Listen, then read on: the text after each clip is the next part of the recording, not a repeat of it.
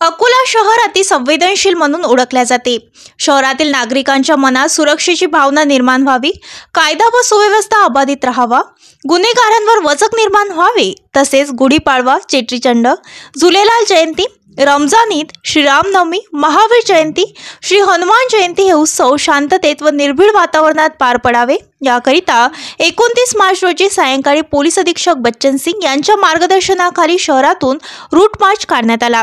सदर route march चांदका plot येथून प्रारंभ होऊन हरिहरपेठ, किल्ला चौक, जय हिंद चौक, दगडी पूल चौक, लकडगंज, माडीपुरा चौक, अकोट स्टँड चौक, सुभाष चौक, तेलीपुरा चौक, ताजनापेठ, फतेह चौक, चांदेकर चौक, गांधी चौक मार्गे कोतवाली चौक पर्यंत काढण्यात आला।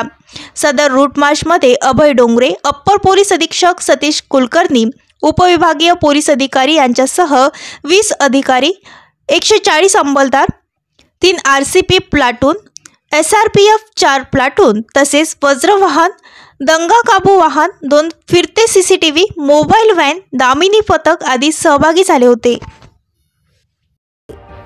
ताज्या बातम्या आणि घडामोडी बघण्यासाठी महाराष्ट्र मेल या चॅनलला लाईक आणि सबस्क्राईब नक्कीच करा।